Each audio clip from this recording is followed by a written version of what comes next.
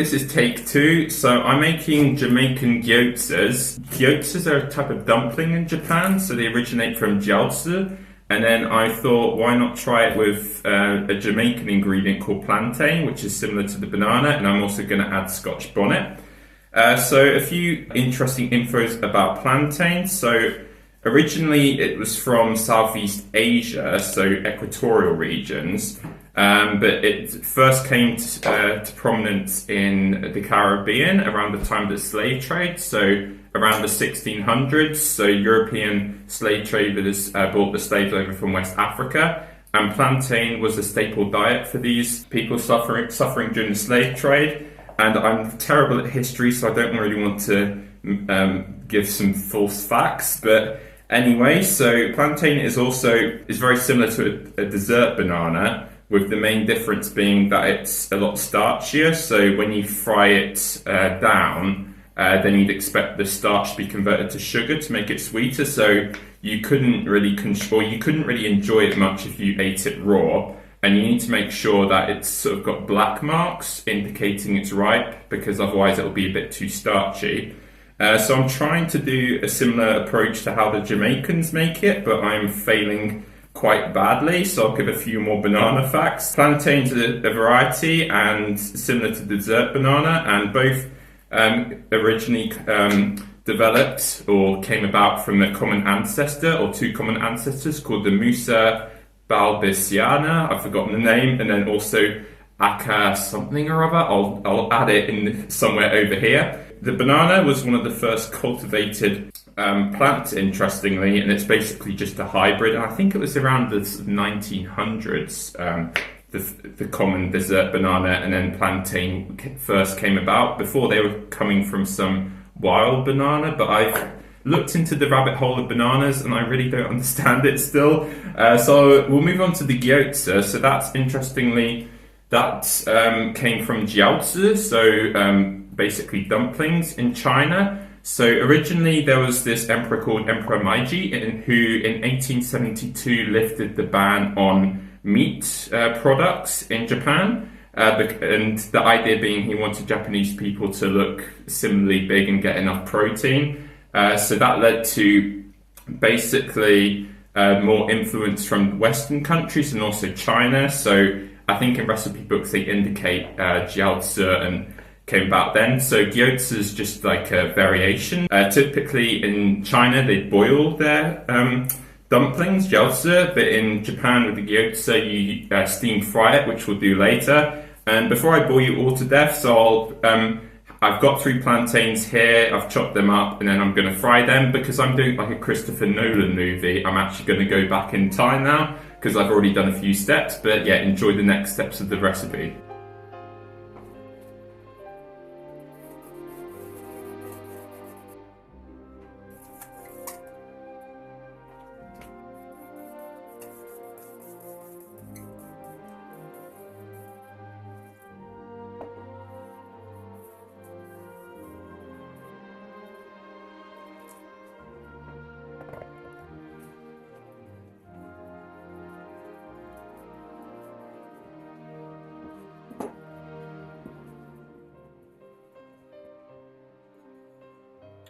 Perfecto. Get a massive cabbage here.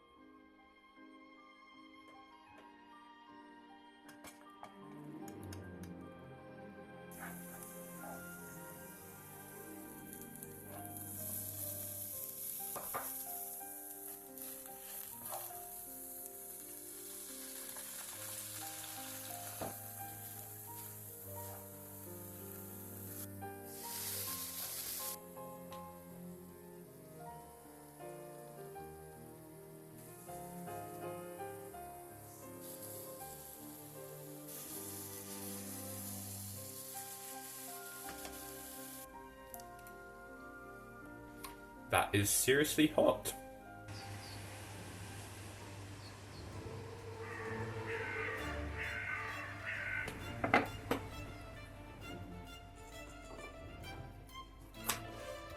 Jeez, so slow this recipe.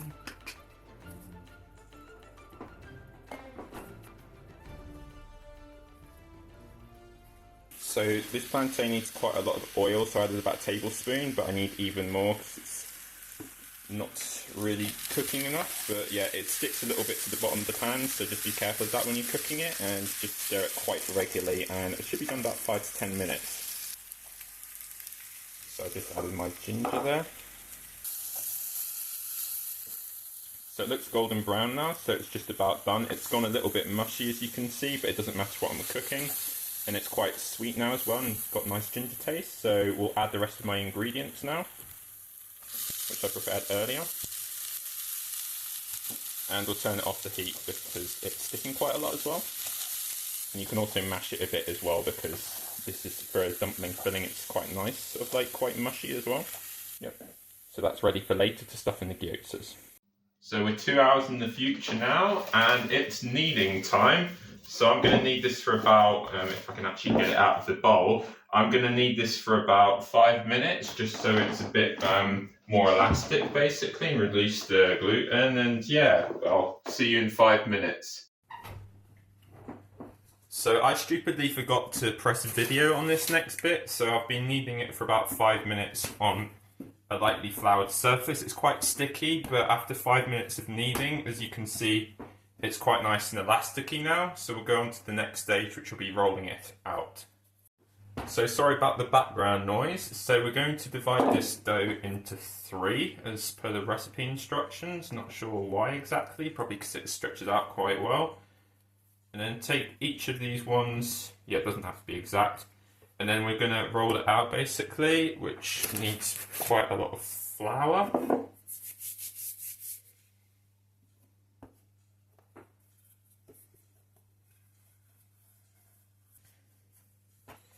And once you're happy with how thin it is, then we're going to basically make it into 9 centimeter diameter circles. And yeah, as you can, and then basically you can roll out whatever you do with the next 2 ones. But yeah, it's not the best, I'd say, but it's good enough.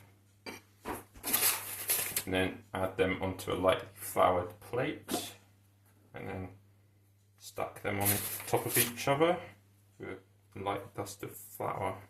So I'm almost at the end of the road here. I accidentally used self-raising flour just for the dusting, but the actual dough has got strong bread flour, and most of them are a bit too small, I'd say. But basically, if you have it a bit thicker and you've got like a smaller mould kind of like this, then you can stretch them out a bit, which helps, and then keep the rough circular shape. And this has probably taken me like 40 minutes almost, so yeah, if you've got a lot of free time on your hands, I definitely recommend doing this recipe.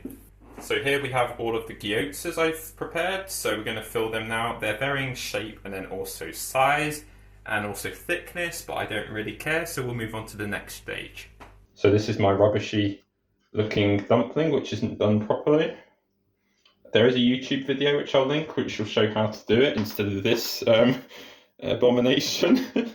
So we'll try one more, and then I'll show you the end result when I've actually learned how to do this technique properly. So try again. At least the filling will taste nice, even if they're a bit dodgy. So we'll try a bit less filling this time. I think that's okay. I don't know how you do this quickly. And then again, go around the edges with water.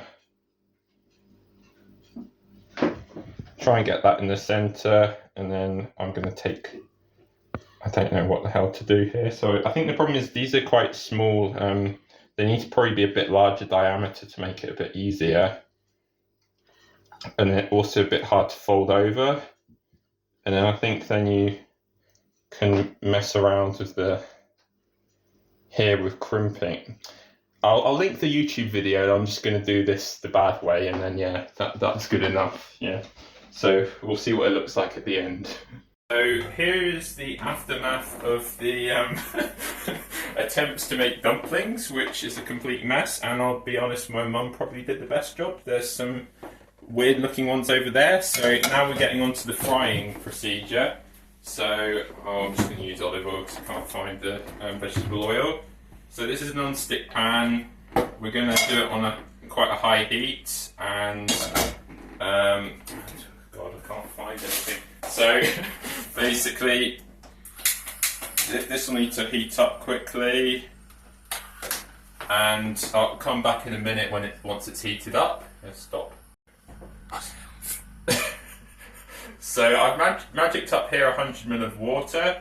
So I'm going to take hopefully the best looking ones of this interesting bunch of gyotzas, and then you're going to fry them for about 3 minutes till they're golden.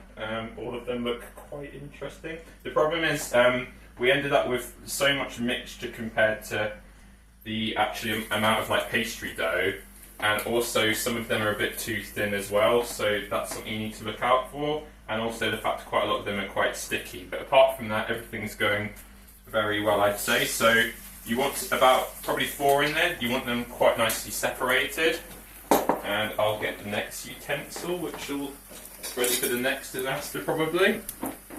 So you'll see these now in 3 minutes time. So we're 3 minutes into the future, so you need to turn them a bit and make sure they're nice and brown like this if you come in a bit closer. As you can see, they're not perfect looking shapes, but you don't want to burn them. So I'd probably say in 1 second, well, we're experimenting, but I'm going to say we'll add the 100 ml of water, and you need to cover it as well. So this is kind of an improvised setup here. Okay, like that. Okay, my dad's worried about it spitting, so I'm going to add the 100 ml of water slowly and hope it doesn't spit on me. It's quite dramatic. And then cover. And then it says leave for another 2 minutes according to the Hairy Biker's recipe, and then we'll see what it's like in 2 minutes time. 2 minutes, so I'm going to carefully take this off and hope it doesn't spit. And they look quite nice, and the water and oil has made a nice weird looking mixture there, as water and oil don't mix. So you leave them for another 2 minutes and then you take them out. I'll be honest, this recipe is incredibly time consuming, and I'd imagine some Japanese grandmothers would do a lot better job than I could, but we will fry some of these, and you'll see me eating them at some point soon. I probably wouldn't do this recipe ever again, but the plantain's very nice. So I've got some of the nicest looking gyotzas here, even though they're not very authentic, I'd say. And I'll just cheat in terms of... I do use chopsticks all the time, but these are quite difficult. It's incredibly nice, and I won't nod my head, but yeah, don't make these, but it's better than I thought it would be in the end. Thanks for watching.